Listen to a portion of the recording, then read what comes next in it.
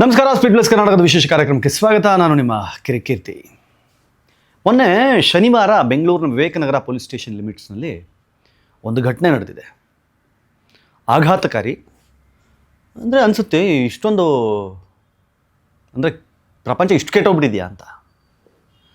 ಬೋಲು Arab ಅಂತ 49 ವರ್ಷದ ವ್ಯಕ್ತಿ, ಈ ಹಿಂದೆ ಇಂಡಿಯನ್ ಆರ್ಮಿಗೆ ಕೆಲಸ ಮಾಡ್ತಾ ಇದ್ದವರು, ಮೂಲತಃ ಮಹಾರಾಷ್ಟ್ರದವರು.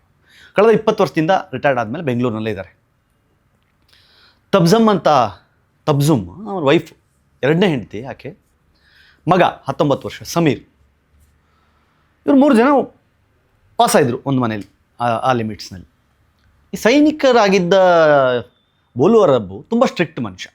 ಅಂದರೆ ಮಗ 19 ವರ್ಷ, ಡಿಗ್ರಿ ಫಸ್ಟ್ ಇಯರ್ ಓದ್ತಾ ಇದ್ದಾನೆ. ಸೊ ಹೀಗಿರಬೇಕಾದ್ರೆ ತುಂಬ ಸ್ಟ್ರಿಕ್ಟಾಗಿ, ನೀಟಾಗಿ, ವಿನಾಕಾರಣ ಲೇಟಾಗಿ ಬರೋದು, ಎಲ್ಲಿಗಾದರೂ ಹೋಗಬೇಕಾದ್ರೆ ಹೇಳಿ ಕೇಳಿ ಹೋಗಬೇಕು. ಹೆಂಡತಿಗೂ ಅದೇ ರೂಲ್ಸ್. ಸುಮ್ಮನೆ ಮನಸ್ಸಿಗೆ ಬಂದಂಗೆ ಎಲ್ಬೇಕಲ್ಲ ಅಡ್ಡಾಡೋದು, ಹೋಗೋದು, ಬರೋದು ಅವೆಲ್ಲ ಮಾಡೋಂಗಿಲ್ಲ. ಹೆಂಡತಿಗೂ ಅಷ್ಟೇ ಸ್ಟ್ರಿಕ್ಟಾಗಿ, ಅಷ್ಟೇ ರೂಲ್ಸಲ್ಲಿ ಇಟ್ಟಿದ್ರು. ಆ ಮನುಷ್ಯ ಕಟ್ಟುನಿಟ್ಟಾಗಿ ತನ್ನ ಕುಟುಂಬವನ್ನು ನೋಡ್ಕೊಳ್ತಾ ಇದ್ದ. ಅದಕ್ಕೆ ಬೇರೆ ಬೇರೆ ಏನೇನೇ ಕಾರಣಗಳಿದ್ದಿರ್ಬೋದು, ಬಟ್ ಒಂದು ಡಿಸಿಪ್ಲಿನ್ರಿ ಹೆಂಗಿರಬೇಕು, ಡಿಸಿಪ್ಲಿನ್ ಹೆಂಗೆ ಮೇಂಟೈನ್ ಮಾಡಬೇಕು, ಅದನ್ನು ಮೇಂಟೈನ್ ಮಾಡೋಕ್ಕೆ ಯಾವಾಗಲೂ ಅರಬ್ ಅವರು ಅವ್ರಿಗೆ ಹೇಳ್ತಾಯಿದ್ರು. ಇದು ಹೆಂಡತಿ ಮಗನಿಗೆ ಫುಲ್ ಇರಿಟೇಟ್ ಮಾಡ್ತಾಯಿತ್ತು. ಮಗ ಏನು ಈ ಮನುಷ್ಯ ಇಷ್ಟೊಂದು ಟಾರ್ಚರ್ ಮಾಡ್ತಾನೆ, ಇಷ್ಟೊಂದು ಹಿಂಸೆ ಕೊಡ್ತಾನೆ, ಏನು ಮಾಡೋದು ಎಲ್ಲಿ ತನಕ ಹೋಗ್ಬಿಟ್ರು. ಲಾಸ್ಟಿಗೆ ಥಾಟ್ ಎಲ್ಲಿಗೆ ಬಂತು ಅಂತಂದರೆ, ಕೊಲೆ ಮಾಡಿಬಿಡೋಣ ಅಂತ. ಸೀರಿಯಸ್ಲಿ ಹೆಂಡತಿ ಮತ್ತು ಮಗ ಸೇರಿಕೊಂಡು ಅಪ್ಪನ ಕೊಲೆ ಮಾಡಿಬಿಡೋಣ. ಕಾರಣ ಏನು? ಸಿಕ್ಕಾಬಟ್ಟೆ ಸ್ಟ್ರಿಕ್ಟು, ಸಿಕ್ಕಾಬಟ್ಟೆ ರೂಲ್ಸ್ ಆ್ಯಂಡ್ ರೆಗ್ಯುಲೇಷನ್ಸು. ಸೊ ಆಗಲ್ಲ ನಮಗೆ, ಇವ್ರು ಇರೋ ತನಕ ನಾವು ನೆಮ್ಮದಿಯಾಗಿರೋಕ್ಕಾಗಲ್ಲ. ಸೊ ಹಂಗಾಗಿ ಮುಗಿಸ್ಬಿಡೋಣ ಅಂತೇಳಿ ಮಗ ಡಿಸೈಡ್ ಮಾಡ್ತಾರೆ. ಶನಿವಾರ ರಾತ್ರಿ ಊಟ ಮಾಡಬೇಕಾದ್ರೆ ಊಟಕ್ಕೆ ನಿದ್ದೆ ಮಾತ್ರೆ ಹಾಕ್ಕೊಟ್ಬಿಡ್ತಾರೆ.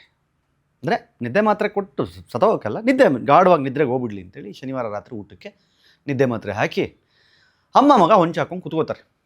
ಮಧ್ಯರಾತ್ರಿ 1:30ಗೆ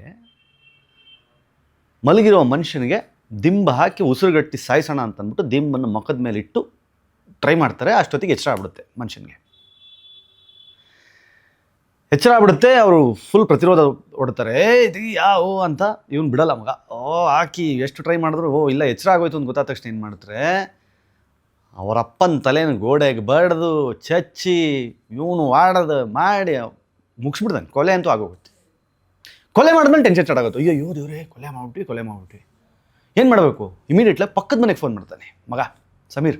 ಫೋನ್ ಮಾಡಿಬಿಟ್ಟು, ಅಂಕಲ್ ಯಾರೋ ಒಂದು 5-6 ಜನ ಮನೆಯೊಳಗೆ ನುಗ್ಗಿದ್ರು, ಅಪ್ಪನ ಚೆನ್ನಾಗಿ ಹೊಡೆದ್ಬಿಟ್ಟು ಕೊಲೆ ಮಾಡ್ಬಿಟ್ಟು ಹೋಗ್ಬಿಟ್ರು ಅಂತ. ಅವ್ರು ಇಮಿಡಿಯೇಟಾಗಿ 112 ಫೋನ್ ಮಾಡಿ ಪೊಲೀಸ್ನ ಸ್ಪಾಟಿಗೆ ಬರ್ತಾರೆ. ಸ್ಪಾಟಿಗೆ ಬಂದು ಸ್ಥಳ ಎಲ್ಲ ನೋಡ್ತಾರೆ.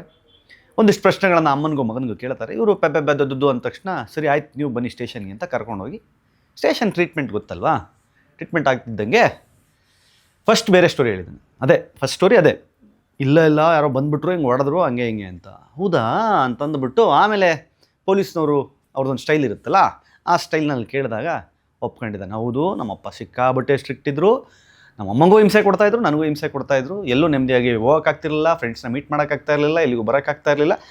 ಹಾಗಾಗಿ ಇಬ್ಬರು ಸೇರ್ಕೊಂಡು ಮುಗಿಸ್ಬಿಟ್ವಿ ಅಂತ. ನನಗೆ ಆಶ್ಚರ್ಯ ಆಗುತ್ತೆ. ಈ ಕತೆ ಅಲ್ಲ, ಈ ನ್ಯೂಸು ಬೆಳಗ್ಗೆ ಕನ್ನಡಪ್ರಭದಲ್ಲಿ ಓದಿದ ತಕ್ಷಣ ನನಗೆ ಟೆನ್ಷನ್ ಆಗೋಗ್ಬಿಟ್ಟೆ ನಾನು. ಅಪ್ಪ, ಮಕ್ಕಳಿಗೆ ಬುದ್ಧಿ ಹೇಳೋದು ಅಥವಾ ಮಕ್ಕಳಿಗೆ ಸ್ಟ್ರಿಕ್ಟಾಗಿ ನೋಡ್ಕೊಳ್ಳೋದೇ ಜೀವಕ್ಕೆ ಆಪತ್ತು ಬಂದ್ಬಿಡುತ್ತಾ? ಹುಟ್ಟಿಸಿದ ಅಪ್ಪ ಮಕ್ಕಳಿಗೆ ಏನಂತ ಹಾಳಾಗಿ ಕೇಳ್ತಾರೆ ಯಾರಾದರೂ? ಇಲ್ಲ, ಒಳ್ಳೆಯದಾಗಲಿ ಅನ್ನೋ ಕಾರಣಕ್ಕೆ ಒಂದಿಷ್ಟು ಬುದ್ಧಿ ಹೇಳಿರ್ಬೋದು. ಬಟ್ ಇವತ್ತಿನ ಮಕ್ಕಳು ಹೇಳಿದ ತಕ್ಷಣ ಕೇಳ್ತಾರೆ ಅಂತಲ್ಲ, ಬಟ್ ಕೊಲೆ ಮಾಡೋ ಹಂತಕ್ಕೆ ಹೋಗ್ತಾರೆ ಅಂತ ಯಾರು ಯೋಚನೆ ಮಾಡಿರಲ್ಲ.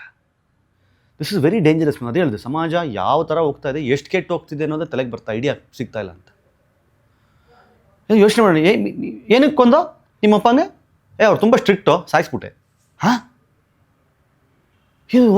ಹೋಗ್ತಾ ಹೆಂಗೆ ಅಂತ, ನಾಳೆ ಅಪ್ಪ ನಾನು ಸಿನಿಮಾ ನೋಡೋಕೆ ಹೋಗ್ತೀನಿ. ಬೇಡ ಕಣೋ, ಸಿನಿಮಾಗೆ ಹೋಗ್ಬೇಡ, ಚಾಕಾಗಿ ಚುಚ್ಬಿಡ್ತೀನಿ ಚಾಕುನ. ಯಾಕೋ ಚುಚ್ಚಿದೆ? ಫಿಲ್ಮ್ಗೆ ಹೋಗೋದು ಬೇಡ ಅಂದ್ರೆ ನಮ್ಮಪ್ಪ ಚುಚ್ಬಿಟ್ಟೆ.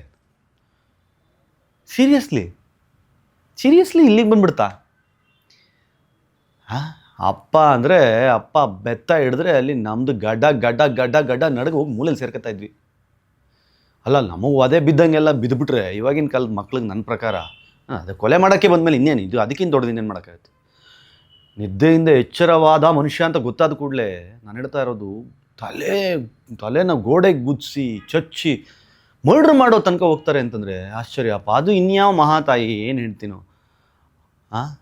ಅವಳು ಇನ್ಯಾವ ಮಹಾತಾಯಿನೋ, ಅವಳು ಗಂಡನ್ನ ಮಗ ಕೊಲೆ ಮಾಡ್ತಾ ಇದ್ರೆ ಕುತ್ಕೊಂಡು ನೋಡ್ತಾ ಇದ್ದಾಳೆ ಅಂತ ಅವಳು ಸಪೋರ್ಟ್ ಮಾಡಿಕೊಂಡು, ಅನ್ಬಿಲೀವಬಲ್. ನಂಗೆ ಗೊತ್ತಿಲ್ಲ ಏನು ಅಂಥದ್ದೇನಿತ್ತು, ಅಂತಹ ಅಡೆತಡೆಗಳನ್ನು ಈ ಮನುಷ್ಯ ಯಾಕೆ ಮಾಡ್ತಿದ್ರು ಅರಬ್ ನಂಗೆ ಗೊತ್ತಿಲ್ಲ. ಬಟ್ ದ ಇನ್ಸಿಡೆಂಟ್ ಒಂದು ಶಾಕ್ ಅಂತೂ ಸಿಟಿಯಲ್ಲಿ, ನಗರದಲ್ಲಿ ಒಂದ್ಸಲಿ ಓದ್ದವ್ರಿಗೆ, ಓ ಯಪ್ಪ ಯೋಚನೆ ಮಾಡಲ್ವಾ, ಯಾವ್ದಾದ್ರು ಅಪ್ಪ ಅದನ್ನು ಓದಿದ್ರೆ, ಮಗ ಒಂದು ಕಾಲೇಜ್ಗೆ ಹೋಗೋ ಮಗ ಅವನು ಆ ಸ್ಟೋರಿ ಓದಿದ್ರೆ, ಈ ಸ್ಟೋರಿ ನೋಡ್ಬಿಟ್ಟು ಅವ್ರ ಮಗನ ಕಡೆ ಒಂದ್ಸಲಿ ಹಿಂಗೆ ಲುಕ್ ಕೊಟ್ಟು ಅವನು ಆ ಸ್ಟೋರಿ ಓದ್ಬಿಟ್ಟು ಹಿಂಗೆ ಒಂದು ಸ್ಮೈಲ್ ಕೊಟ್ಟರೆ ಸಾಕು, ಅವ್ರ ಅಪ್ಪಂಗೆ ಇಲ್ಲಿ ನಡ್ಗೋಗ್ಬಿಟ್ಟಿರುತ್ತೆ ಅಷ್ಟೇ. ಒಂದು ಸ್ಮೈಲ್ ಹಿಂಗೆ ಕೊಟ್ಟರೆ ಸಾಕು ಅವ್ರ ಮಗ. ಆ ಸ್ಟೋರಿ ಅವನು ಓದಿ ಇವರು ಓದಿ, ಈ ಸ್ಟೋರಿನ ಓದಿದ್ಮೇಲೆ ಅವ್ರ ಮಗನ ಮುಖ ನೋಡಿದಾಗ ಮಗ ಒಂದು ಸ್ಮೈಲ್ ಹಿಂಗೆ ಸುಮ್ಮನೆ ಒಂದು ಸ್ಮೈಲ್ ಕೊಟ್ಟರೆ ಅಪ್ಪಂಗೆ ಫಿನಿಶ್, ಅಪ್ಪ ನೀನು ಹೆಂಗಾನ ಬದುಕೋ ಹೋಗಪ್ಪ ಅಂದ್ಬಿಟ್ಬಿಡ್ತಾರೆ ಅಷ್ಟೇ. ಐ ಡೋಂಟ್ ನೋ, ಈ ಥರದ ಇನ್ಸ್ಪಿರೇಷನ್ಸ್ಗಳಾಗಬಾರ್ದು, ಬಹಳ ಕೆಟ್ಟ ಮೂವಿ ಇದು, ಗೊತ್ತಿಲ್ಲ. But at the same time ತಂದೆ ತಾಯಂದರು ಸಹಿತ ಇವತ್ತಿನ ಮಕ್ಕಳಿಗೆ ಸಿಕ್ಕಾಬಟ್ಟೆ ಸ್ಟ್ರಿಕ್ಟ್ ಮಾಡೋದು, ಸಿಕ್ಕಾಬಟ್ಟೆ ಕಂಟ್ರೋಲ್ ಇಡೋದು, ಸಿಕ್ಕಾಬಟ್ಟೆ ಕಟ್ನಿಟ್ಟು ಮಾಡಿದ್ರೆ ಕೇಳಲ್ಲ. ಇವತ್ತು ಪ್ರೀತಿಯಿಂದ ಸ್ನೇಹಿತರಾಗಿ ಕೂರಿಸ್ಕೊಂಡು ಅರ್ಥ ಮಾಡಿಸಿ ಹೇಳಿದ್ರೆ ಅಷ್ಟೇ ಮಕ್ಕಳು ಕೇಳ್ತವೆ.